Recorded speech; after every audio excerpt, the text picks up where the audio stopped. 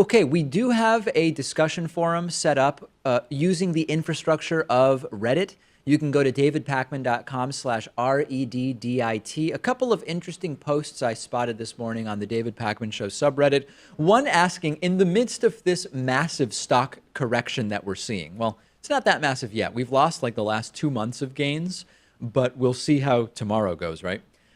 The question is, how does the stock market affect ordinary people? This is a good question because we've talked before about how stock ownership is concentrated hugely at the top of the income distribution, right? Like it's the wealthy who own the overwhelming majority of stocks.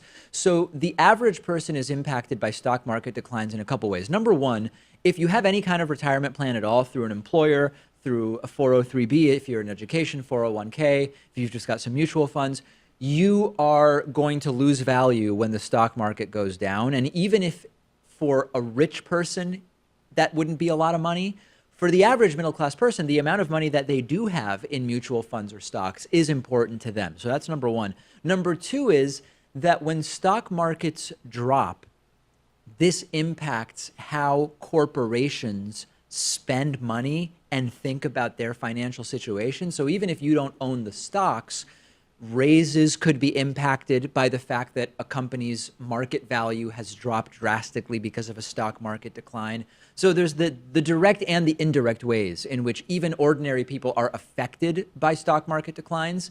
And if this keeps going the way it's been going the last few days, certainly it's something that we're going to be talking about more. Also from the David Pakman Show subreddit, the idea of cracking down on white-collar crime as a national message for 2020, presumably for the left. I've actually been thinking for a while that taking an approach of we are against crony corruption, we are going to crack down on white-collar crime could actually be an interesting campaign idea for the left writ large. Now, you might say it's not a very sexy issue. It's not a very attractive issue that maybe would get people to vote.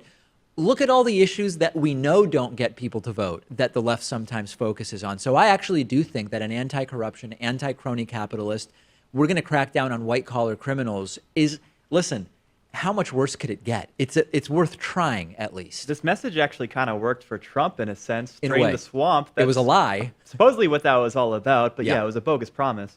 I think it's an interesting idea, and I encourage the left to think about it. Join these and other discussions, or create your own, by visiting davidpakman.com/REDDIT.